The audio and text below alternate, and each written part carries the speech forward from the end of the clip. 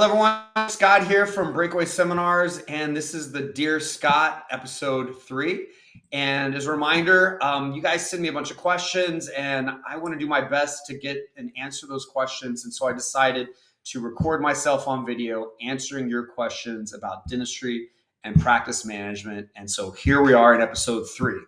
The question I'm answering today, the question says, Dear Scott, I'm seeing more and more dental practices focusing a large amount of time on how to make the entire patient experience better. Can you share 2 to 3 things that I could start doing next week to immediately improve our patient experience? All right, well, I can share a lot more than 2 to 3 things. So, patient experience. When I think about patient experience, really when I think about almost anything in life, I tend to categorize things. I tend to create this outline, this bullet point list in my head about things. And so patient experience to me has categories. It has the category of the look and feel of the facility, the dental practice.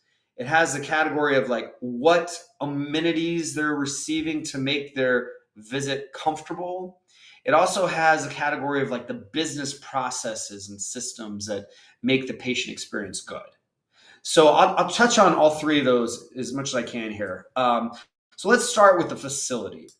It's important for us that we pay a little more attention to the way a facility looks. I just came back from a practice in the Northeast where the practice is very successful. The doctor's taking home over $800,000 take-home pay per year. And I walked through the facility and I started noticing that there's scratches all over the walls. There's an empty coffee bar. There's just junk clutter everywhere in the hallway. There's a countertop with all the staff clutter on it. You go and have in the panel room, there's overflowing trash can, and there's storing carts in the panel room, and all these things on the facility. The ceiling was actually falling down a little bit in one part of the practice. And to the doctor and the staff, it's normal.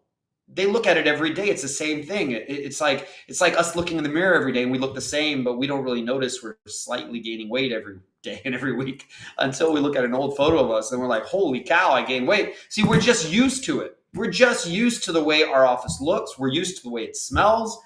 It's all normal to us. But to a patient, they are judging us by their perception of this. Patients today are not the same as they used to be. Patients today are they've got Pinterest boards on decor and design and are watching shows on it online and on TV. And I mean, they come in with a different sense of fashion and different sense of organization, and they better walk into our practice thinking that they could Pinterest our practice because that's how good it is. See, we have to be HGTV approved. Our decor has to be spot on. Our lobby has to be modern because if our lobby's modern, our dentistry's modern. Our restrooms better be clean. A dirty restroom means dirty dentistry. A cluttered front desk means cluttered billing. You see, we have to have a fresh set of eyes now, walk through our practice and look at the facility first. Is everything clean? Have we taken away every scratch, every stain, every piece of clutter? I don't know why, but over time, it seems like we have more brochures and more signs about financing and signs about clear aligner therapies, and suddenly we just clutter our whole practice with all of these messages, when what we really should do is simplify and minimalize all of this kind of input that a patient might get. We want them to only see and feel cleanliness and order, and it needs to be not just clean, obviously, but it needs to be modern and trendy and look good, like it's a newly built practice. We should look like a newly built, newly decorated practice every day. What does your practice look like? If I were to take a photo of your practice right now and put it on my screen in one of my lectures and show 150 people in my master's seminar what your practice looks like, would they be taking photos with their phone because it looks so well? Or would you be cringing and not wanting to hear our opinions on what we're looking at? Hopefully, you're going to take your practice to the level where you're proud of what you have, and that patient experience is going to be good. You see, there's this whole kind of subconscious conversation that we are having with the patient without speaking a word. Our practice is speaking to the patient. Our patient is speaking, is analyzing and judging our practice based on all of these little moments that are not out of our mouth. They're, is our couch modern? Is our restroom clean? Does the music sound good? Does it smell good? Okay, we need a modern facility. The next category of patient experience has to do with amenities.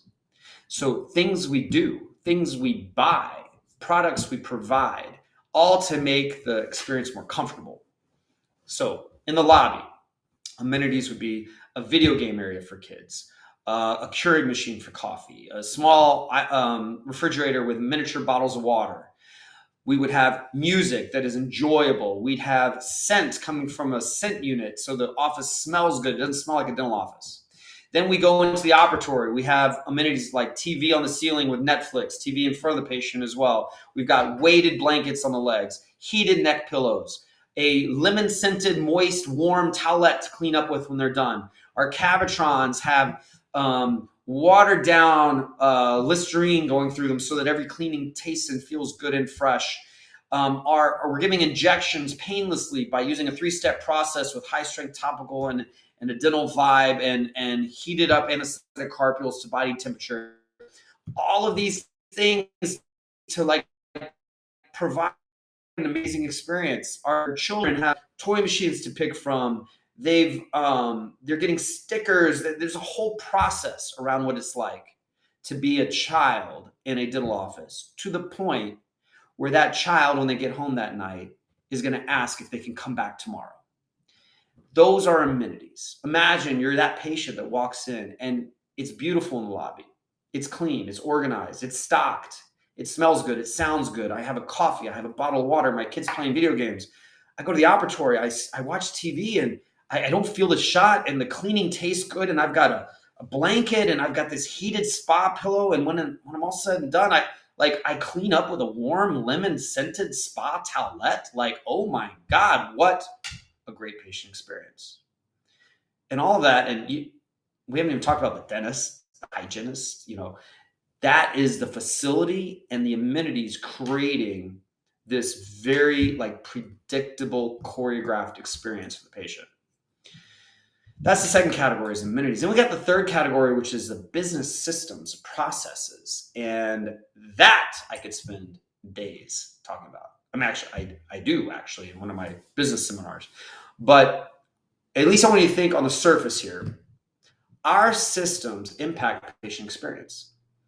If our phone call is trained and scripted to take 3 minutes and result in scheduling, that's a better experience than an untrained person having an unscripted phone call that is choppy and clunky and may or may not result in scheduling, and it takes 10 minutes.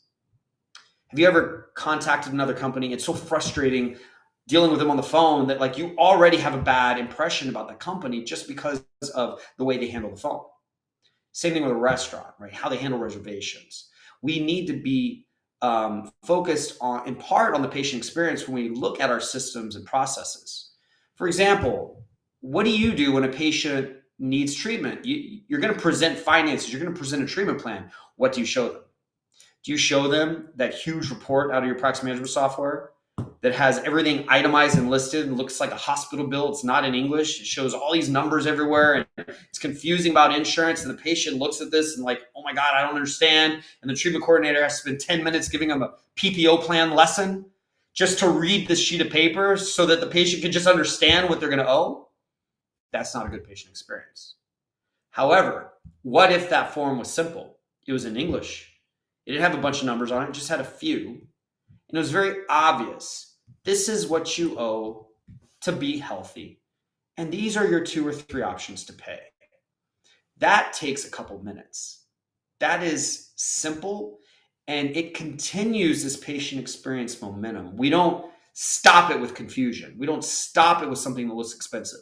We continue it. It was easy to be comfortable in the practice. It was easy to sit through the appointment. It's easy to understand how much it costs. It's easy to call and schedule. Everything is easy. We take away the friction.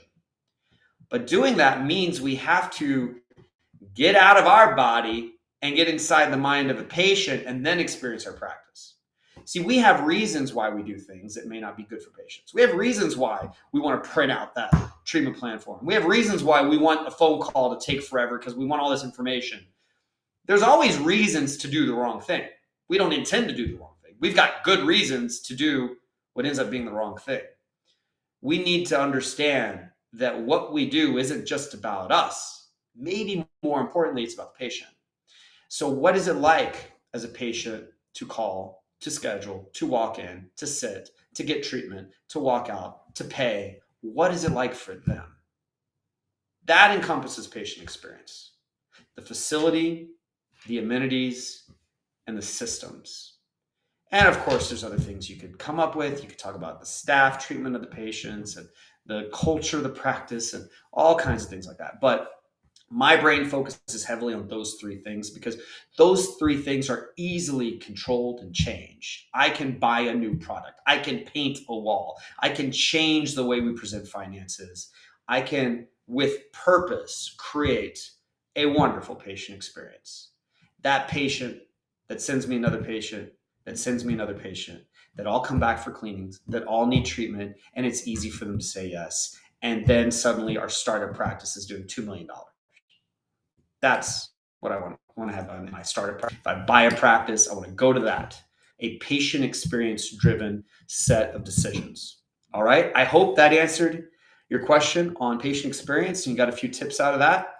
I invite you to send me more questions. You could send them on Instagram or LinkedIn or email us. Find us on social media. You can follow me on Instagram at dr.scott.leune and not just see episodes like this, but also see a glimpse into my personal life, my 5 kids, and my beautiful wife, and all the craziness that I'm attached to.